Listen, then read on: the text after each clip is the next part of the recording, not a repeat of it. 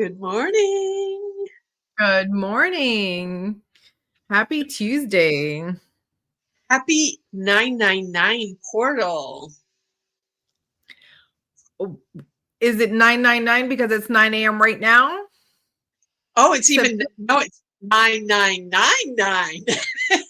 but where's the third nine? I'm missing So it. What am I? the third nine is if you add up Oh, 2025. 2025. So 2 plus 2 plus 5 is 9.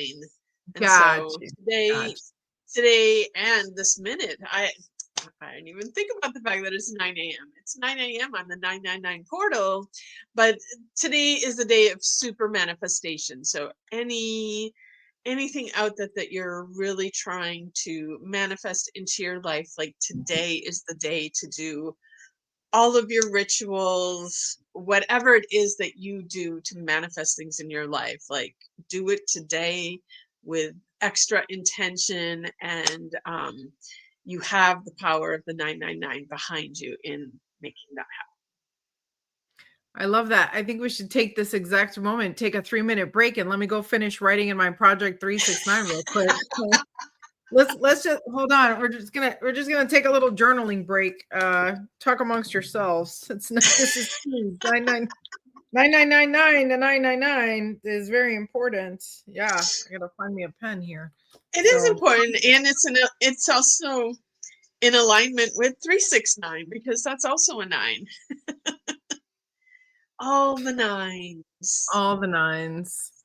Did Yes. you had a good cacao ceremony on Sunday? I saw you did a daytime one. How exciting. I cannot even begin to tell you how magical it was.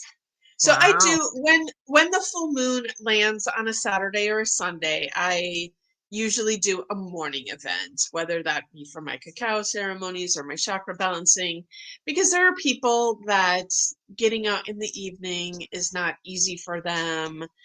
Some of them, especially if they're driving from further away, like they don't like driving in the dark. Sometimes too, it's just like with the kids, it's impossible to get there in the evening. So when the moons land on a Saturday or Sunday, I try and make it a morning event so that people that don't get to go to the other ones get to come to this one.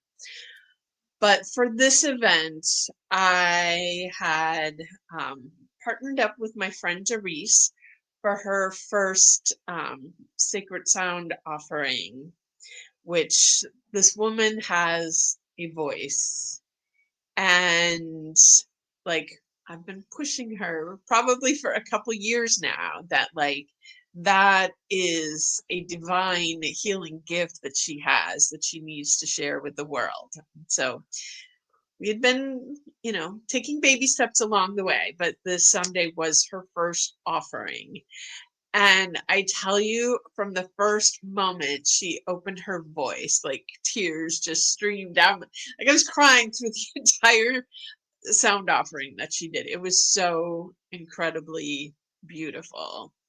Wow. And yes, and she loved it so much. So we are in the process of scheduling the next one because there were so many people. And like we had full house, but there were so many people who wanted to be there that couldn't be there because of other things going on in their life. And so the date isn't scheduled yet, but we are definitely working on it. And um, it was just, I can't even put words to how special it was to hear her channel these tones coming through. And each one of these is going to be unique, like because she's connecting to the energies of the people in the room. And last night I got to have dinner with her, and she, talked a little bit more of like her experience of doing this, and like, she talked about, tapping into certain people's energy, and she was like, yeah, those tones that you heard, that was coming from this specific person in the room. And yeah, it was like I said, there are no words to express how special it was. So yes, I'm still riding on the high of that. That's phenomenal. How exciting. I love when it all just flows and comes together like that. That's wonderful. Yeah. And like nobody ever would have like if you didn't know that it was her first time like offering something like this to the community, you never would have known, because it was beautiful, seamless, flawless, like, yeah, just incredible. I think And that you says a had lot for, go ahead. I was going to say, I think that says a lot for when you tune in and you go in the flow and you just let things happen and not overthink it. Like, get your brain out of the way and just, be in it, Yeah. Vanessa was one of the lucky people to be at the ceremony, and she concurs. It was beautiful. It's awesome. And you had a cacao ceremony up in your neck of the woods. Yeah, we sure did. And we held it at night. It's still bright at 6 o'clock. I host all my events at 6, mostly so I don't forget what time we start. But it was still light out. But by the time we were done, it was dark. And just driving home, it was absolutely stunning. The moon was so huge in the sky and so bright. I have 2 cell phones. Neither one of them could take a picture well enough to really do it justice. That's something that happens to me here a lot, is that we have these amazing sunsets. And the other day it looked like the sky was on fire.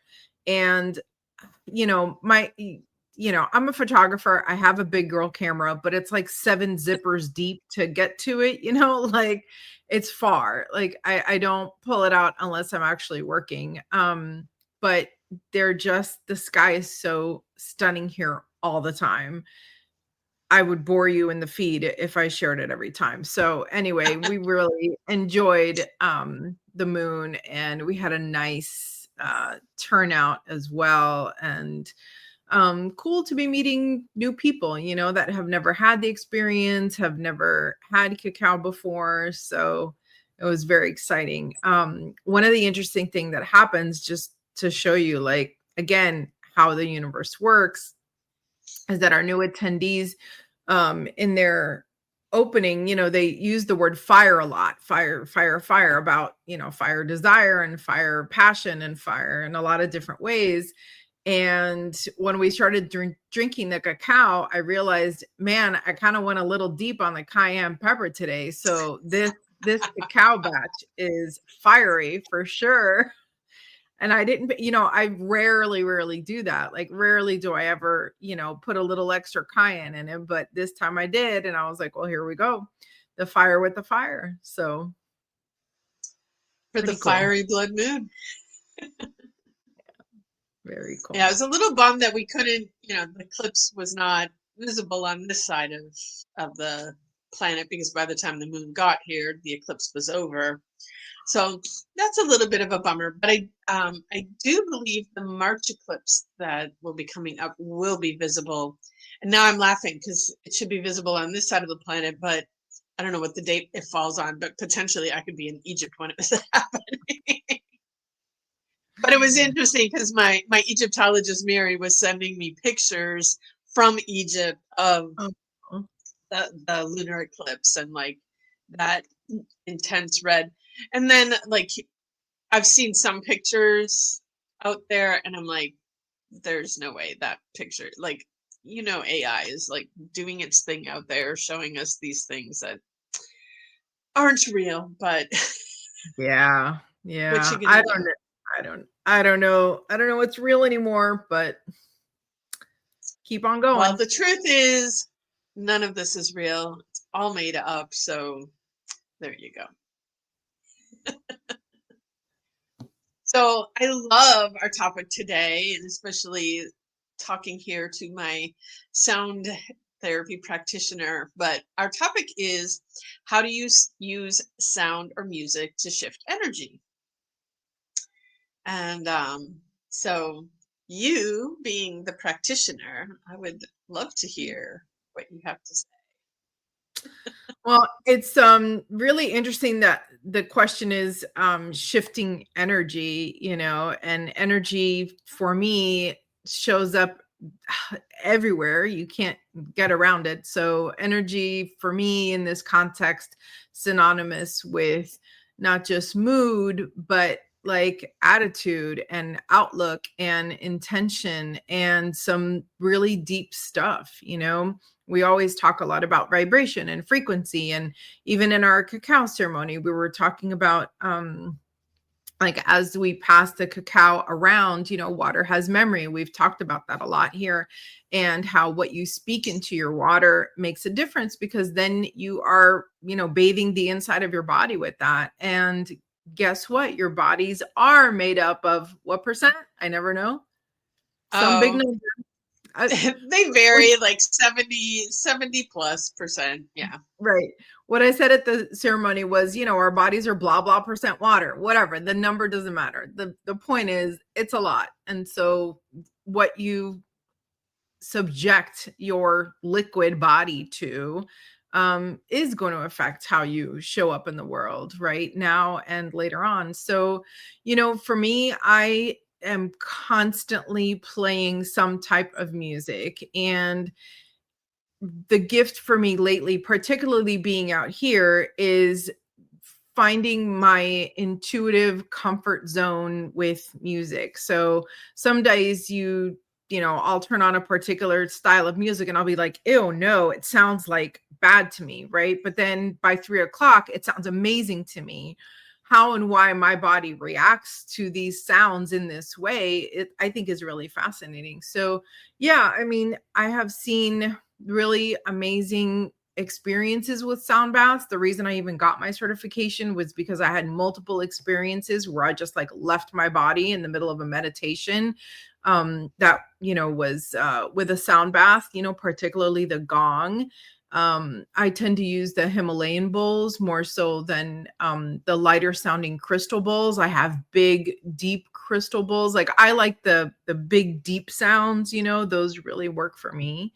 But let's not leave out good old fashioned radio station music, you know, YouTube music. Like I have particular playlists for different types of events, and even my home, the ambiance and what I want people to feel when they walk into my home is very intentional.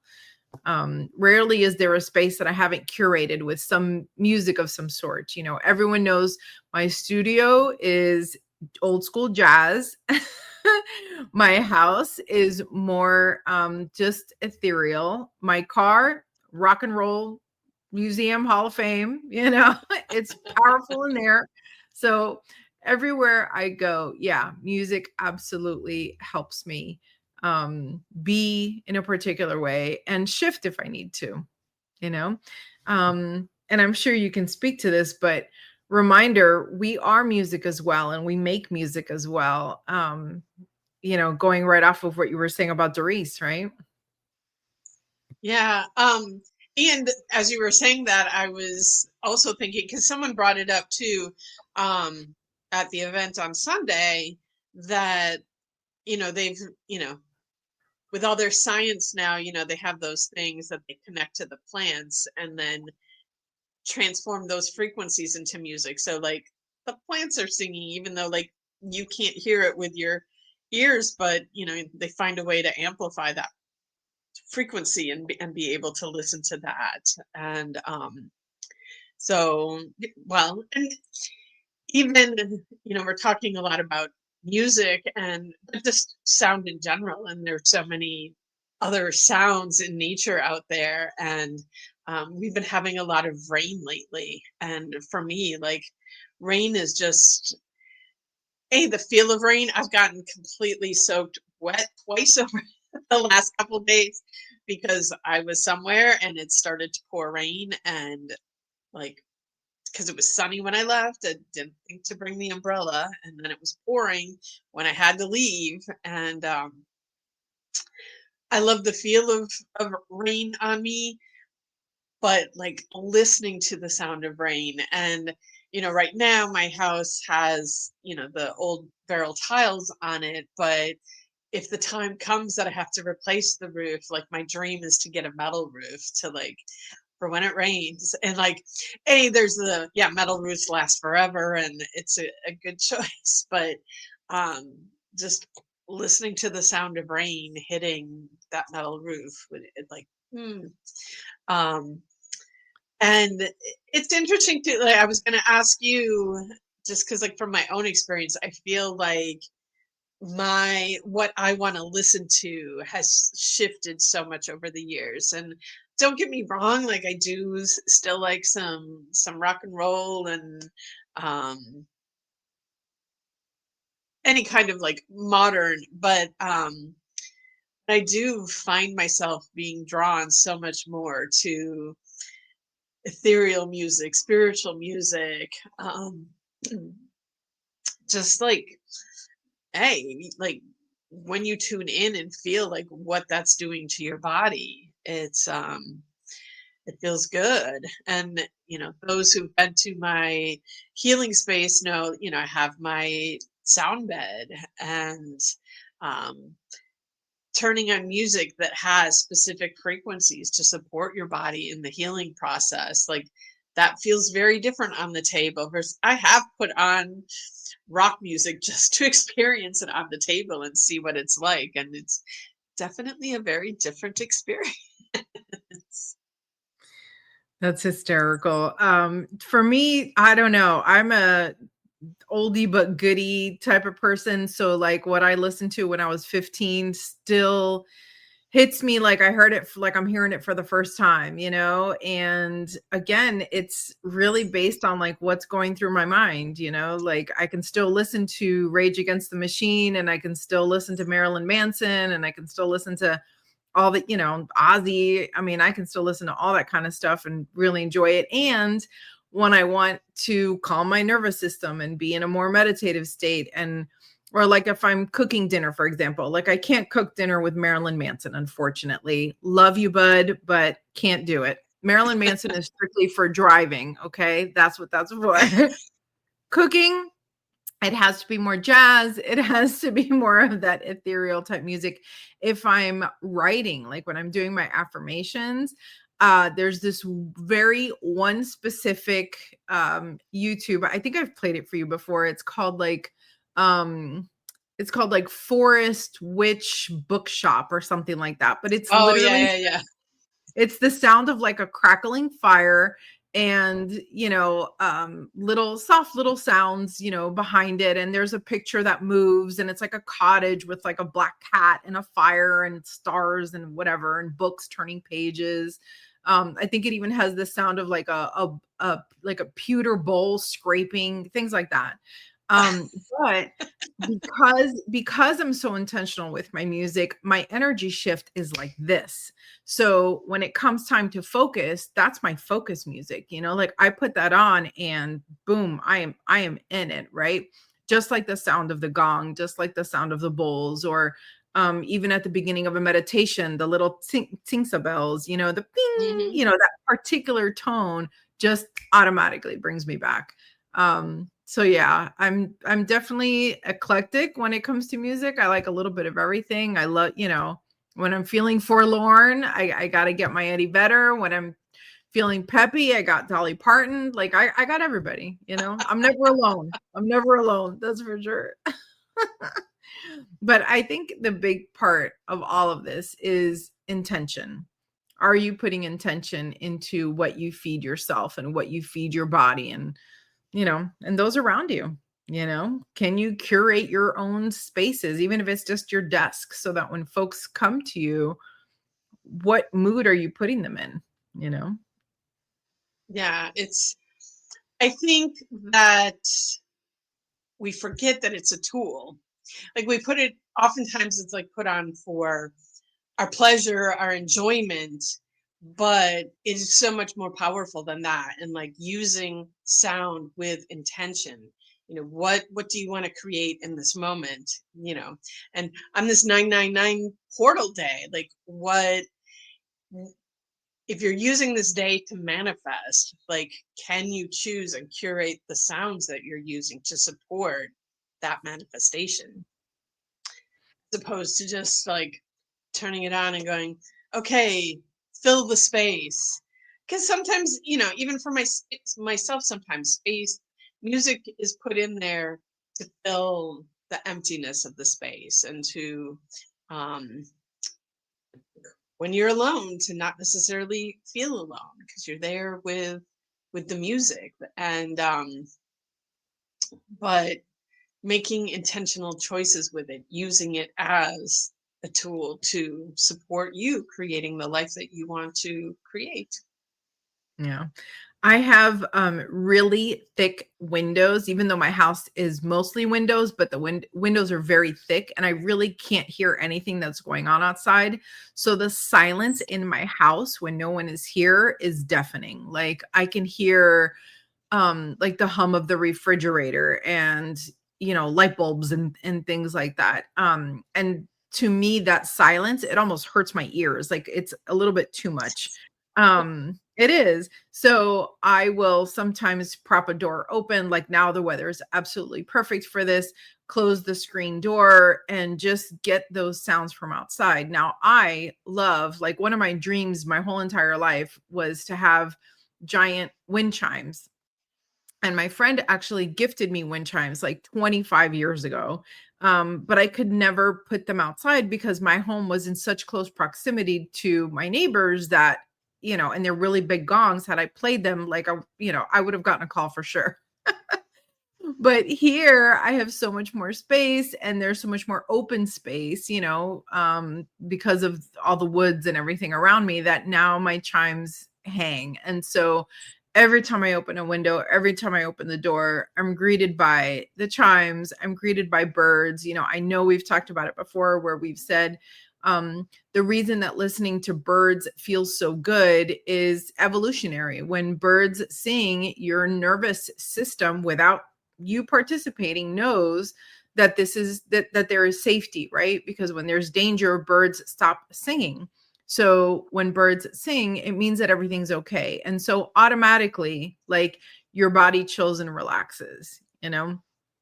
Lately I've been getting a lot of calls from friends who are having a lot of anxiety and going through very anxious times, completely understandable in their own lives and on a worldwide scale.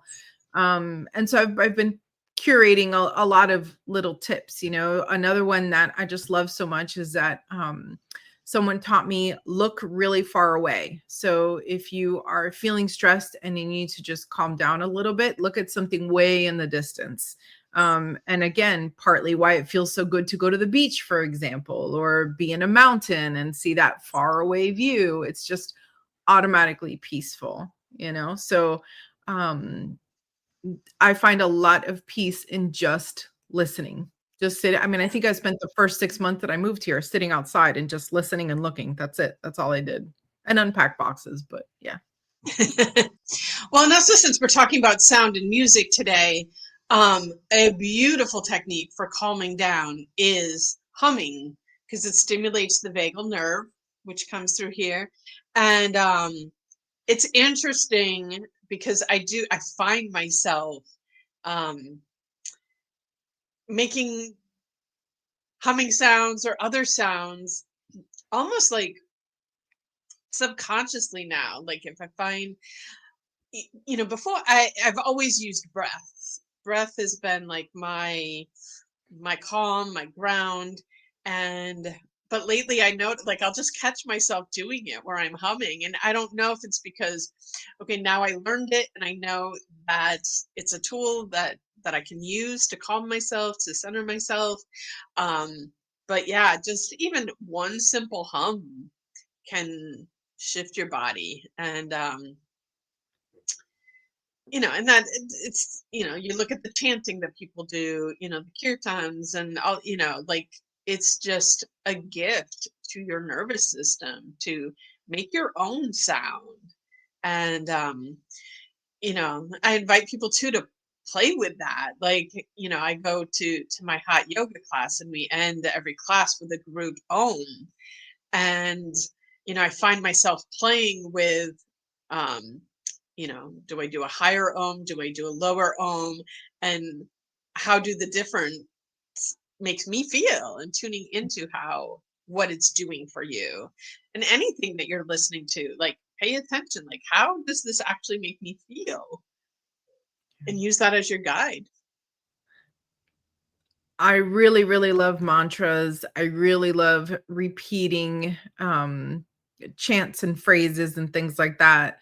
And around these mountains, we lose cell service a lot. So even if I set a particular radio station, 10 minutes after I leave my house, I might hit a dead zone that might last like 30 minutes, you know? So those 30 minutes, either I'm rolling the window down so that I can have some outside input, or I'm, depending on how terrifying the road is that I'm on, I will have my mantras, you know? And there have been plenty of driveway that has beckoned some good old fashioned green Tara mantras, because and I will tell you, it is the most soothing, focusing thing I could possibly do, you know. So yeah, those are super powerful, very powerful. I absolutely, we could do a whole class just on mantras. I mean, you find one that works and it feels good. Yeah. Yeah. I do also want to talk to, in basically every tradition, the sound is the source of creation. And one of my favorite stories. So, my personal favorite instrument to listen to is the didgeridoo. And it's because of how it makes me feel. And like when I would describe it to people, I say, when someone's playing an instrument really well, it's like you feel their soul coming through the instrument. But when I hear the didgeridoo, it's like I'm hearing the soul of Mother Earth. Mm. And so this was quite a few years ago, probably almost 20 years ago now. I was hosting Dr. Stephen Farmer. He was doing some events at my house. And his specialty is shamanism and earth medicine, and he brought a didgeridoo, and I was like so excited. I'm like, you're gonna play the didgeridoo. And I was I told him my story about how, like, I feel like it's the sound of the soul of Mother Earth. And he goes, well, interesting you should say that, because in Aboriginal cultures they believe that earth was created from the sound of the didgeridoo. And I was like, oh my God, it just makes so much sense now. But yes, sounds are powerful creation tools. And so um, yeah, use your sound to manifest. And we've talked about this so many times, but when we speak our words out loud, we are putting out there into the universe what we are wanting to manifest and create. So we're also doing, we have tomorrow our final installment of our 4 Agreements book club. But agreement number 1 is be impeccable with your word. And it's not just about like the meanings behind the words, but that sound of what you're putting out there is a powerful creator. So I oh my gosh, I just lost my train of thought. Um I don't know. It was good though. It was good. It was good. Uh, yeah, I don't know. But anyway, I was going to say that in